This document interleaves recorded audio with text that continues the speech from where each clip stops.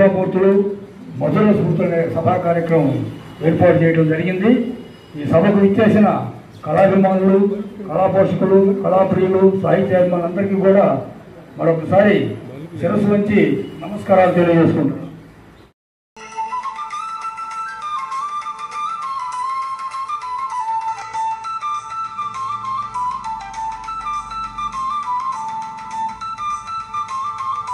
కేవలం రామారావు గారికి భాష మీద ఎంత పట్టుడమే కాదు, ఎంత అభిమానం ఉందో చెప్పడానికి కోసం రెండు మాటలు చెప్తాను. నేను భాష ఆధారంగా ఒక రాజకీయ పార్టీ పెట్టడం మొదటిసారిగా ఎన్టీ రామారావు గారి. ఆ పార్టీ పేరు కూడా తెలుగుదేశం అని నామకరణం చేస్తున్నారు. ఇది ఆయన యొక్క గొప్ప రాజకీయ విప్లవానికి నాంది పలికింది. తెలుగుదేశం పార్టీతో రాజకీయ చైతన్యం కలిగించింది. గ్రామాన మరి తెలుగు వారి గొప్పతనాన్ని తెలియజేయడానికి కంకణం కట్టుకున్న వ్యక్తి ఎవరంటే రామారావు గారు. ఓసారి విమానాశ్రయంలో అంజయ్య గారు, ఇందిరాగాంధీ గారు ప్రధానమంత్రి ఉన్నప్పుడు అవమానపడ్డప్పుడు దాన్ని బాధపడుతూ తెలుగువారి ఆత్మగౌరవం దెబ్బతిన్నది అనే భావంతో ఆ రోజు ఆయన తెలుగుదేశం పార్టీ పెట్టడానికి ఆ రోజు ఆయనకు ఆలోచన కలిగింది. భాష ఆధారితంగా ఒక పార్టీని పెట్టి తెలుగువారి గుండెల్లో సుస్థిరమైన స్థానాన్ని సంపాదించుకునే ఏకైక నేత ఎవరంటే నందమూరి తారక రామారావు. ఆంధ్రుల యొక్క ఆత్మగౌరవాన్ని చాటిన వాళ్ళలో మొదటి వారుగా కృష్ణదేవరాయలు వస్తారు. తర్వాత రెండో వారుగా మన ప్రకాశం పుత్రుడు గారు, తర్వాత మూడో వారుగా నందమూరి తారక రామారావు గారు. అప్పటిదాకా మనం మద్రాసు పెట్టుకునేవారు. అట్లాంటిది కాదు, తెలుగు వారికి ఒక ఉనికి ఉంది, తెలుగు వారికి ఒక భాష ఉంది, తెలుగు వారికి తెలివితేటలు ఉన్నాయని దేశానికి చాటినటువంటి ఏకైక వ్యక్తి ఎవరున్నారంటే రామారావు గారు. అందుకే తెలుగుదేశం పార్టీ పేరు పెట్టి ఆ కేవలం రాజకీయ వ్యవస్థలోనే కాదు, భాషా గౌరవానికి ఒక శాశ్వత చిహ్నంగా ఆయన తెలుగుదేశం పార్టీ పెట్టారు. తెలుగు అనే పదాన్ని పార్టీకి శీర్షికగా తీసుకురావడం తెలుగు వారి ఉనికిని తెలియజేయడానికి కోసం, తెలుగు వారి సంస్కృతిని తెలియజేయడానికి కోసం, తెలుగు వారి ఆత్మగౌరవాన్ని తెలియజేయడానికి కోసం ఈయన ఏర్పాటు చేసిన సంస్థ ఇది. ఎన్టీఆర్ నాయకత్వంలో తెలుగుదేశం పార్టీ ఏర్పడటం ఒక భాషా ఉద్యమం కొత్త రూపంగా అభివృద్ధి చెందిందని చెప్పచ్చు. తెలుగువారి అనే భావనకు గౌరవం చేకూర్చే విధంగా ఆత్మగౌరవ ఉద్యమ రూపంలో జనాల్లో ఒక సుస్థిరమైనటువంటి జాతీయ భావాన్ని నాటినటువంటి వ్యక్తి ఎవరున్నారంటే ఎన్టీఆర్ గారు. దేశ రాజకీయాల్లో అప్పటిదాకా దక్షిణాది అంటే మద్రాసు అనే గుర్తించినటువంటి పరిస్థితుల్లో దేశ రాజకీయాల్లో దక్షిణాదిలో మరి తెలుగు వారు ఉన్నారని చెప్పి ముఖ్యంగా ఆంధ్రప్రదేశ్కు ప్రత్యేక గౌరవం సాధించడానికి కృషి చేసినటువంటి మహానుభావుడు, రాజకీయ నేతగా ఎవరున్నారంటే ఎన్టీఆర్ గారే. భాషపై ఎన్టీఆర్కు ఉన్నటువంటి గొప్ప మేధో స్పష్టత ఏదంటే తన ఎంత అభిమానం చూపించారంటే చాలా పథకాలకైనా కూడా తెలుగు పదాలను ఉపయోగించి వారిని తెలుగు భాషకి గౌరవించారు. సినీ రంగంలో మనం అనుకుంటాం ఎన్టీఆర్ కొన్ని పాత్రలు పోషించారని, కానీ ఆయన యొక్క ఆత్మని తెలియజేస్తే ఆ సినిమాలు రాముడు కానీ, కృష్ణుడు కానీ, కర్ణుడు లాంటి మహానుభావుల పాత్రలు కానీ, దాంట్లో ఉన్న న్యాయబద్ధత, ధర్మబద్ధత, ప్రజా సంక్షేమ అంకిత భావాన్ని తెలియజేయడానికి కోసమే ఆ సినిమాల్లో నటించారు ఆయన. అవి రాజకీయ జీవనంలో తర్వాత కాలంలో ప్రతిబింబించాయి ఖచ్చితంగా. ఎంతో గొప్పగా ఉందంటే చదువుకున్న వాళ్ళందరూ కూడా చాలా మందికి రాజకీయ పదవులు ఇచ్చారు, శాసనసభ్యులుగా ఏర్పాటు చేశారు, వాళ్ళలో చైతన్యాన్ని కలిగించారు. తెలుగుదేశం ఒక గొప్ప ఉద్యమం లాగా ఆ రోజు ఆయన వెంట నడిచిందని చెప్పడానికి మనం ఆ రోజు ఎన్నికలు తెలియజేస్తాయి. మొట్టమొదటిగా పేదవాడికి మంచి బియ్యం ఇవ్వాలని ₹2 బియ్యాన్ని మరి ఆ ప్రణాళికని, ఆ పద్ధతిని సాధించిన మొదటి వ్యక్తి ఎన్టీఆర్. ఒక్కసారి చెప్పలేదు. ఈ రోజు చాలా మంది దెబ్బలు తెచ్చుకుంటారు. ఆ రోజు మంచి బియ్యం, ₹2 బియ్యం, సజ్జలు, జొన్నలు, రాగులతోటి తినే రోజుల్లో మంచి బియ్యం ప్రతి వాడికి కూడా అందించాలని కోరిక వారు. ఇవాళ మద్రాసు వాడు దాహాదులతో బాధపడుతుంటే తను ఆ సినీ రంగానికి మొదట మూలమైంది మద్రాసు కాబట్టి అందుకోసం తెలుగు గంగను కూడా వారికి ఇచ్చినటువంటి ఘనత కూడా ఎన్టీఆర్కే చెబుతుంది. కాబట్టి ప్రజల అభివృద్ధికే తన రాజకీయ జీవితాన్ని అంకితం చేస్తుంటే ఎన్టీఆర్ పుట్టినరోజు కూడా ఘనంగా ఇక్కడ మనం జరుపుకుంటున్నాం. ఆయన యొక్క పాత్ర యొక్క విశేషాలు తెలియజేసుకుంటున్నాం. ఆయన రాజకీయ జీవితాన్ని గురించి నాకు మాట్లాడతాం. కాబట్టి ఎన్టీఆర్ ఆలోచన ఎప్పుడు కూడా భాషకి గౌరవాన్ని, ప్రాంతీయ సౌభాగ్యాన్ని, రాజకీయ చైతన్యం, ఈ మూడు కొనమాలను శాశ్వతమైన ముద్ర వేశాయి. కాబట్టి అలా తెలుగుదేశం ఆవిర్భవించి ఇవాళ మనం చూస్తున్నాం ఎంత గొప్ప పరిపాలన ఇస్తున్నదో వారికి జోహార్లు అర్పిస్తున్నాం. ఈ పండగ అంటే దీని పండగని ఎందుకుంటున్నాం అంటే అందరూ సమావేశాలు జరుపుకుంటాం కాదు, ఇది ఒక పండగలాగా జరపాలని, అందరూ సంతృప్తిగా భోజనం చేయాలని, ఆయన రామారావు గారి అభిమానం ఇవాళ ఈ రూపంలో కనపడుతుంది. ఆయన వీరయ్య గారు మంచి రొటేరియన్, మంచిగా డ్రాఫ్ట్ చేస్తారు. ఇవాళ అత్యధికంగా మరి కార్యక్రమాలు చేపట్టిన వ్యక్తులు అధ్యక్షులు ఎవరంటే వీరయ్య గారు. అట్లాంటి వీరయ్య గారి ఇవాళ ఎన్టీఆర్ గారి మీద అభిమానం మీద మీరు నమ్మరు, 15 నుంచి 20 వేల రూపాయలు ఈ కార్యక్రమం కోసం ఖర్చు పెడుతున్నారు. అంటే ఎన్టీఆర్ గారి మీద ఎంత అభిమానం ఉందో మీరు గమనించండి. కోరి ఎన్టీఆర్ విశేషాల గురించి చెప్పలే రఘురామ శర్మ గారిని చాలా బతిమలాడారు. ఆయన ఓపిక లేదన్నా కూడా కాదు మీరు చెప్పాల్సిందే, వినాల్సిందే అన్నాడు. అట్లాంటి మరి వీరయ్య గారికి అభినందనలు తెలియజేస్తున్నారు. నేను నిక్కర్లు వేసే టైంలో ఆయన నాటకాలు వేస్తున్నారు. శ్రీపాత్ర అద్భుతంగా కరెక్ట్ గా చేత బహుమతి పొందినటువంటి వ్యక్తి. అద్దంకి సాంఘిక నాటక చరిత్రలో ఒక పేజీని కేటాయించిన ముగ్గురులో రఘురామ శర్మ గారు ఒకరు. కళా పరిషత్తులకి ఏర్పాటు చేయడానికి ఆద్యుడు కూడా వారే. కళాసాగర 12 సంవత్సరాల పాటు జరిపితే ఎవరి వాక్చాతుర్యం కోసం, ఎవరు వాగ్దాటి కోసం, ఎవరు వాక్ వైభవం కోసం ఎదురు చూస్తారంటే రఘురామ శర్మ గారి కంఠం కోసం. మరో కొంగర జగ్గయ్య అడ్డంకులు ఉద్భవించాలనుకున్నారు. అట్లాంటి అన్నగారి గురించి 2 మాటలు చెప్పుకుంటాం. అద్దంకి కళాసాగర్ వేదికపై 12 సంవత్సరాల పాటు క్రియాశీలక బాధ్యతలతో పాటు తన వాగ్దాటితో వాటి స్థాయిని పెంచడంతో పాటు సభలకు నిండుదనాన్ని, హుందాతనాన్ని కలిగించారు.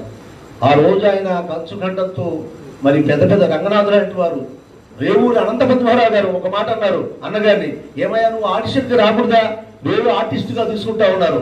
అంత మంచి కమ్మటి గంభీరమైన కంఠం రఘురామ శర్మ గారు.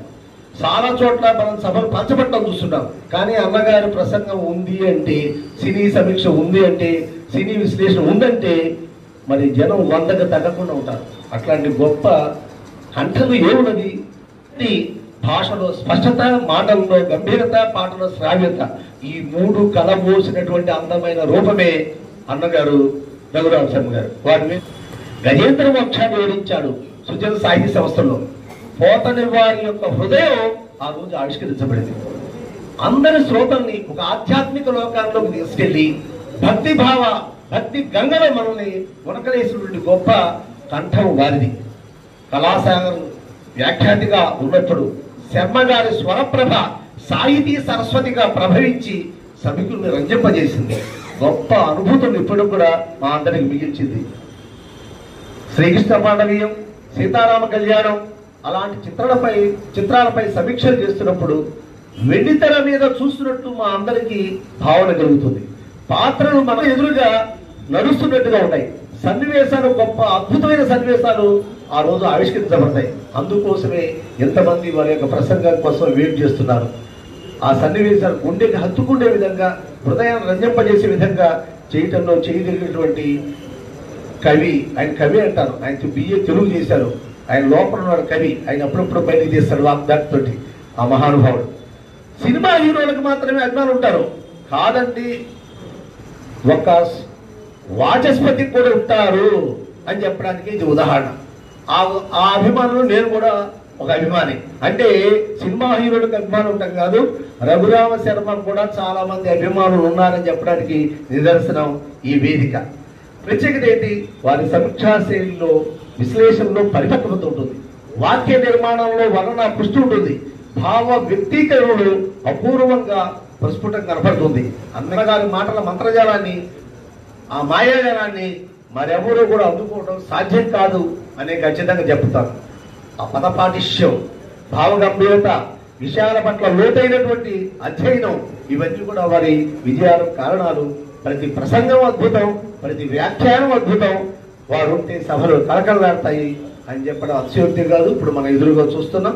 ప్రతిభామూర్తుల సభలకు వారు వెన్నుదన్నుగా నిలుస్తారనటానికి ఇది ఖచ్చితంగా మేమందరం ఒప్పుకునే విషయం.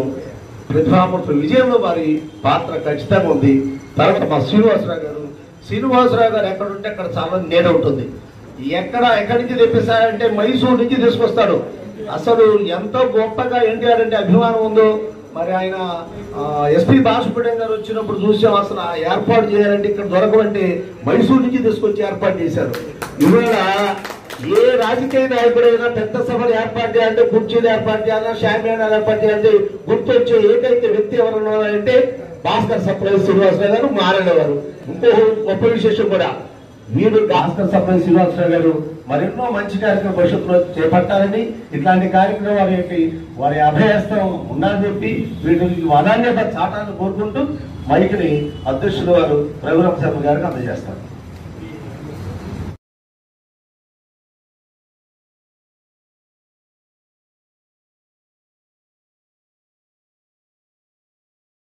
శ్రీరామచంద్రమూర్తి గారు చెప్పినట్టు మన ఖ్యాతిని ఢిల్లీలో వినిపించిన నాయకులు ఎవరన్నా ఉన్నారంటే నందమూరి తారక రామారావు గారనే.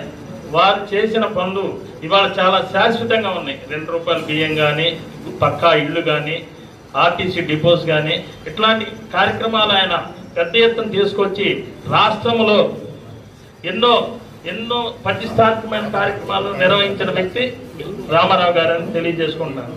ఇంకొకటి, రాజకీయంగా చాలా కులాలకి, బీసీలు కానీ, ఎస్సీలు కానీ, ఎస్టీలు కానీ, ఆఖరికి వైశ్య, బ్రాహ్మణ ఇట్లాంటి కులాలందరికీ రాజకీయ చైతన్యం తెప్పించి అందరికీ అవకాశం కల్పించిన వ్యక్తి ఎవరన్నా ఉన్నారంటే అది తెలుగుదేశం పార్టీ వ్యవస్థాపకులు ఎన్టీ రామారావు గారిని సభాముఖంగా తెలియజేసుకుంటూ, రఘురామ శర్మ గారి గురించి ఒక్క మాట చెప్తున్నాను. సార్ అన్నారు ఇందాక, ఆయన వ్యాఖ్యాత నేను ఇక్కడ చదువుకునేటప్పుడు ఇక్కడికి వచ్చిన తర్వాత ఆయన వ్యాఖ్య ఇంటానికే నేను కళాసాగర్ దగ్గరికి వెళ్ళేవాడిని. అది మాత్రం సభాముఖంగా తెలియజేసుకుంటూ ఈ అవకాశం కల్పించిన ఆర్టీసీ కోటయ్య గారికి సభాముఖంగా ధన్యవాదాలు తెలుపుకుంటూ, వారు కింద చిన్న కోరిక అడిగారు, అది తప్పకుండా నెరవేరుస్తానని చెప్తా సెలవు తీసుకుంటున్నాను. అర్థంకి చేసుకున్న అదృష్టం రఘురామ శర్మ గారు కానీ, మూర్తి గారు కానీ, ఇలాంటి నటులు వాక్చాతుర్యం గలవాళ్ళు ఉంటాం. మా అద్దెకు చేసుకున్న పుణ్యం కింద లెక్క ఎక్కడెక్కడికో విస్తరిస్తా ఉంది. ఒంగోలు కూడా అర్థంగా నిద్ర కొద్దిగా ఆలోచిస్తూ ఉంటారు. వాళ్ళు పెద్ద పెద్ద కార్యక్రమాలు చేస్తున్నా కూడా అమ్మో అర్థం కంటారు. మా రోటరీ గవర్నర్స్ నుంచి కూడా మీ అద్దెంకలోకి వస్తే ఎంతో ఆచితూచి జాగ్రత్తగా మాట్లాడాలా, మీ కవులు మామూలు వాళ్ళు కాదు నాయన అని చెప్పి వాళ్ళు చెప్తూ ఉంటారు. అదే మా అద్దెంకి పేరు. అట్లా కానీ అన్ని ఇలాంటి వాళ్ళు ఉండబట్టి మనం మా వెంకట్రావు కానీ ఇలాంటి వాళ్ళు చక్కగా, ఎంత చక్కగా సబ్జెక్ట్ ఏంటంటే వాళ్ళు స్టడీ చేస్తారు ప్రతి ఒక్కదాన్ని కూడా. కార్యక్రమాలు చేస్తున్న మా కోటయ్య కానీ, ఇంకా కార్యక్రమాలు అనేక రకాలుగా నడుపుతున్న మా మూర్తి, మిగతా దేవపాలన వాళ్ళు అన్నవాళ్ళు కానీ, మా దత్తు గారు, వీళ్ళందరూ అనేక సంస్థలు నడుపుతున్నారు, చక్కగా నడుపుకుంటూ వస్తున్నారు. ఇట్లానే వారికి ఈ సంస్థలన్నీ చక్కగా నడవాలి. వాటన్నిటికి కూడా నేను చేదోడు వాదోడుగా నేను ఉన్నంతకాలం తర్వాత కూడా ఉంటాను కూడా నేను ఎప్పుడూ హామీ ఇచ్చున్నాను. అది వాళ్ళ ఇష్టం, దానికి సపోర్ట్ తీసుకోవటం అనేది. ఇదంతా కూడా ఇట్లానే మంచిగా జరగాల. కోటయ్య గారు కానీ, నేను కానీ, మేమంతా మాస్ సెక్షన్ టైంలో ఉంటామే. ఇలాంటి క్లాస్ సెక్షన్ లో తీసుకొచ్చారు ఈ పుణ్యాత్ములు, తీసుకొచ్చి ఇట్లా టీటీలో మనం చక్కగా జరుగుతున్నాయి. అందరికీ శుభాకాంక్షలు తెలుపు.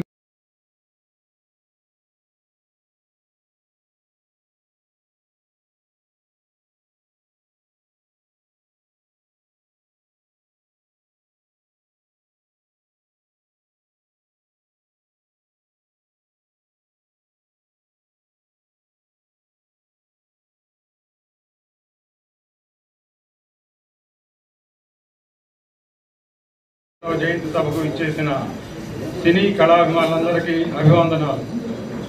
అధ్యక్షత వహించిన పుట్టంరాజు గారికి, ముఖ్య వక్త రఘురామ శర్మ గారికి నమస్కారాలు తెలియజేస్తున్నాను. రామారావు గురించి మనందరికీ ఎంతో కొంత తెలిసిన విషయమే. ఆయన గురించి చెప్పాలంటే సముద్రంలో చిన్న చేతతోటి నీళ్లు తోడినట్టు అవుతుంది.